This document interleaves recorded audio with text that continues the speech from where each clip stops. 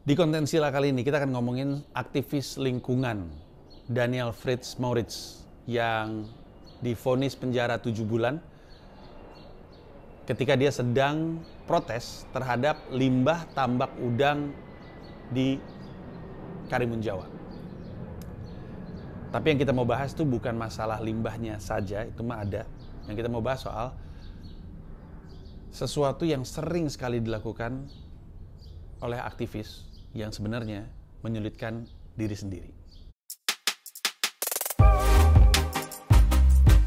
Proklamasi kemerdekaan Indonesia. Believe in God. Kalau emang lu bener meninggalkan duduk dialog sama Saya di sini nggak tahu mau milih siapa. Dan ini adalah bukan acara untuk ngajak milih siapa-siapa. Selamat datang di acara Sila Jangan Golput Panji. Tepuk tangan dulu. Pada saat yang bersamaan, gue sebenarnya berkehendak untuk tidak golput. Tapi saat ini terlalu banyak alasan untuk tidak milih, kurang banyak alasan memilih. Sebelum gue mulai, capek ya? Ya.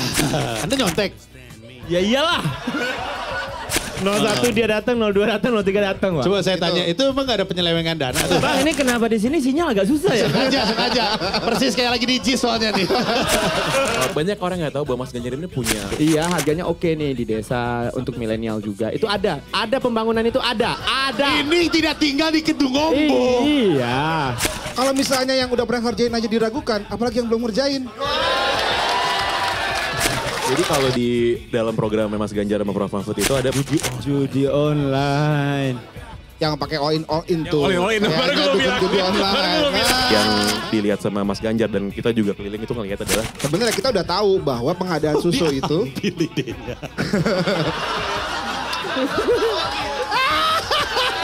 Ji, bukan diambil idenya Ji, diculik. Satu berlipat ganda, berapa jarak serempak.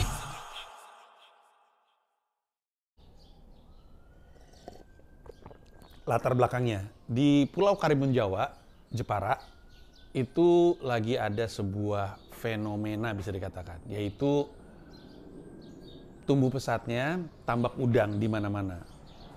Sampai dengan saat ini, kayaknya udah 39, mungkin 40-an tambak udang ya, nggak tahu juga gue. Update-nya seperti apa, tapi tumbuh kembangnya memang tahun 2021, 2022, apa 2021 ya. Banyak banget deh tambak udang muncul di mana-mana. Jadi masalah karena limbahnya itu merusak lingkungan dan mengganggu mata pencarian orang.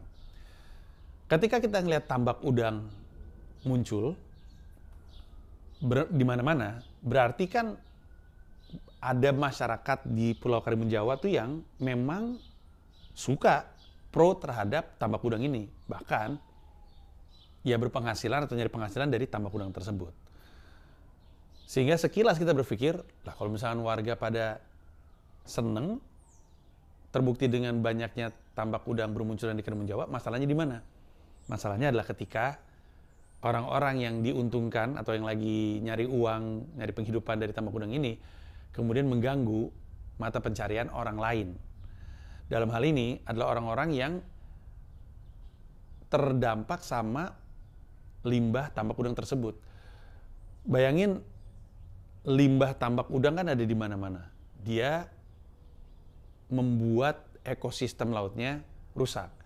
Salah satunya yang paling terdampak ke penghasilan banyak orang lain adalah para nelayan yang penghasilannya datangnya dari rumput laut, kerang, terus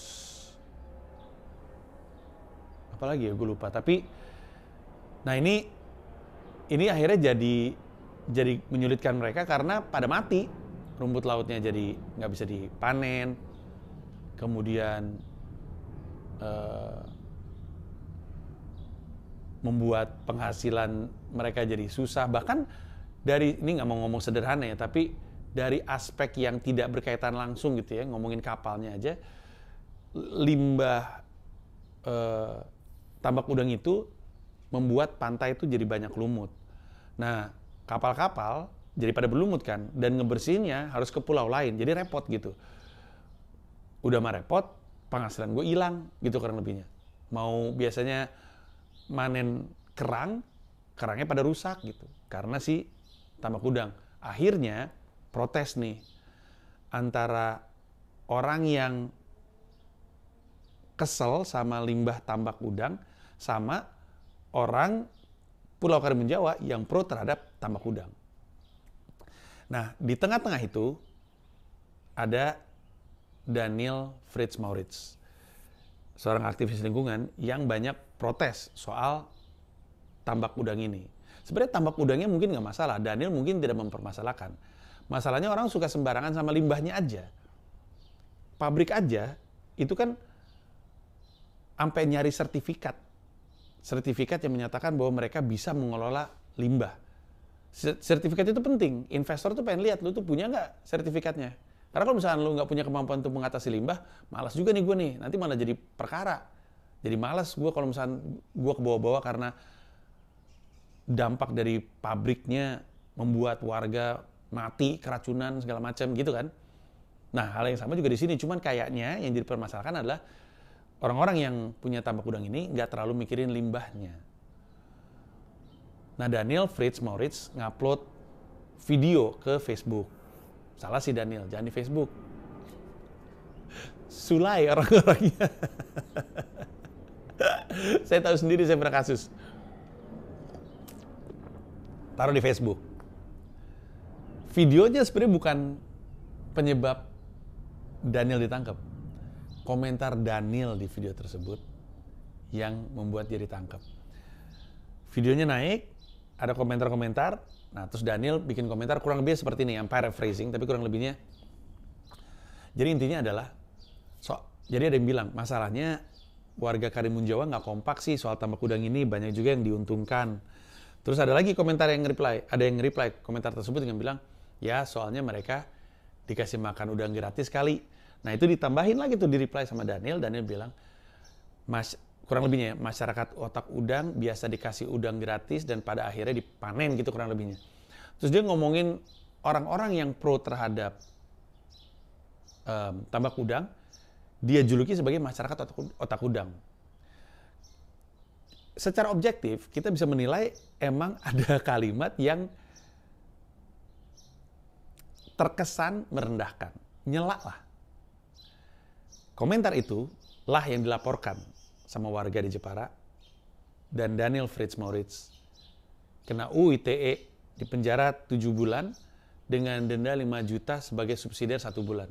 Jadi kalau dia nggak punya 5 juta, jadinya 8 bulan. Kemarin dia ditangkap dan sebelum ditangkap dia bikin pernyataan, ini artinya masih ada yang perlu diusut. Gitu kurang lebihnya. Nah, orang yang ngikutin konten gue dari lama, terutama memang di Sinar Hidup Indonesia Maya, pasti tahu. Gue pernah ngomongin, di YouTube juga gue pernah ngomongin bahwa masalah itu biasanya muncul bukan dari posting pertama kita, tapi dari reaksi dan respon kita terhadap komentar orang di posting tersebut. Bayang nggak maksud gue? Jadi kayak dulu nih Uus pernah kasus. Uus, kalau gue nggak salah ya, Uus ngomongin soal shampoo hijab. Emang itunya udah cukup kontroversial, tapi bukan itu yang jadi masalah. Terus komentar pada masuk kan, Uus kepancing untuk ngomentarin salah satu reply tweet tersebut. Nah, itu yang kemudian jadi masalah. Kalau gue nggak salah ya. Nggak tahu ini Uus atau Coki Pardede ya. Tapi Coki Pardede juga sama. Posting sesuatu, postingannya rame. Terus orang pada komen nih. Nah, Coki ngomentarin komen tersebut dan itu yang jadi kasus. Ini sering banget terjadi. Makanya gue pernah bilang kan, event plus reaction sama dengan result. Apa yang menimpa kita, itu kan nggak bisa kita tebak ya. Nah, supaya resultnya atau hasil akhirnya sesuai dengan yang kita inginkan, maka yang mesti kita ukur tuh reaksi kita terhadap event ini. Jadi yang paling penting itu adalah memastikan kita ngejaga reaksi kita. Dalam hal ini, videonya Daniel itu tidak jadi masalah. Reaksi dia terhadap sebuah komentar itu yang jadi masalah. Dan inilah yang membuat gue berulang-ulang bilang, hanya karena kita benar, bukan berarti kita boleh melakukan apapun kepada yang salah. Dalam hal ini, hanya karena Daniel benar dengan argumennya terhadap limbah tambak udang, bukan berarti kemudian dia bisa nyela-nyela orang. Karena itu jadi titik lemahnya aktivisme dia. Itu yang membuat dia gampang ditangkap. Ini berlaku untuk semuanya, bukan cuma untuk Daniel. Siapapun, lu lagi demo deh. Tapi kalau lu demo dan lu bilang demo ini untuk kebaikan rakyat Indonesia, oke. Tapi kalau ketika lu demo, lu lakukan itu dengan merusak, tindakan perusakan lo itulah yang akan membuat lo akhirnya jadi ditangkap. Terus jadi percuma kan perjuangannya. Jadi nggak bisa berjuang karena hal-hal kayak gitu. Hanya karena lu benar, bukan berarti lu boleh ngelakuin apapun semau lu. Bakar ban, nutup jalan tol, merusak fasilitas. Ketika lu ngelakuin itu dan lu ketanda, kena lu. Terus nanti lu, wah pasti gue ditangkap karena suara gua lagi mau dibungkam. Iya, tapi sekiranya lu nggak melakukan hal-hal seperti itu, mungkin lu nggak ketangkap juga. Sayang kan? Dan lu mungkin akan bilang, ya nggak enak banget, mesti jaga mulut dan jaga omongan. Ini kita ngomongin menjadi strategik aja. Pertanyaan kan seberapa penting perjuangan lo? Aktivisme lo itu seberapa penting? Dan apakah lu rela perjuangan sepenting ini jadi kehalang, jadi kehambat atas hal-hal yang nggak perlu? Coba aja lu lihat semua kasus, banyak banget kasus seperti itu. Ada sebuah posting, initial post gitu ya. Sebuah postingannya rame, tapi bukan postingannya kemudian membuat orang yang jadi masalah. Tapi ntar kolom komentar atau reaksinya. Pokoknya ada sebuah kejadian yang nggak terlalu jadi masalah, reaksi orang ini terhadap kejadian itulah yang membuat dia ditangkap atau dia berkasus dan segala macam. Perhatiin aja. Nggak perlu kan sebenarnya. Nggak perlu nyela-nyela, nggak perlu maki-maki, nggak perlu teriak pemerintah anjing, pemerintah bangsat. Nggak perlu kan sebenarnya. Buat apa? Kontraproduktif gitu. Inilah yang sebenarnya harus diingat sama semua orang. Karena kita ambil contoh Pak Luhut Binsar Panjaitan dengan Haris dan Fathia. Haris dan Fathia ngebahas soal kecurigaan, laporan dari LSM tentang kecurigaan ada jenderal-jenderal yang berbisnis di Papua. PLBP nggak suka kan, dikasusin tuh, dilaporin, bersidanglah mereka. Ujung-ujungnya, tahu nggak bagian apa dari video Haris dan Fathia yang kemudian dipakai untuk memberatkan mereka? Bukan ketika mereka lagi baca riset. Karena semua orang tahu, termasuk lawyernya LBP, termasuk LBP sendiri, mungkin pada akhirnya mengaku, bahwa baca riset tuh nggak bisa disalahin. Riset itu ada alasannya. Lu mau debat soal riset, nanti Pak Luhut nggak mau juga sih, gitu kan. Akhirnya yang dibahas adalah penggunaan istilah Lord. Penggunaan istilah Lord. Yang dikasusin itu adalah LBP nggak suka karena disebut Lord. Pertama-tama, Haris dan Fathia juga nggak salah, karena Lord bukan sebuah hinaan. Kami ada Lord Mukti Entut, bukan hinaan. Ya, Lionel Messi dipanggil Lord, bukan sebuah hinaan. Jadi gue nggak tahu tuh kenapa Pak Luhut dan pengacaranya berpikir sebutan Lord itu bisa jadi hinaan. Dan pada akhirnya Haris dan Fathia menang, PLBP kalah. Tapi yang mau gue ingatkan adalah, coba lihat tuh, baik LBP ataupun siapapun yang lagi ngeprotes, warga Jepara yang lagi ngeprotes Daniel, ngambilnya tuh bukan di argumen pentingnya justru.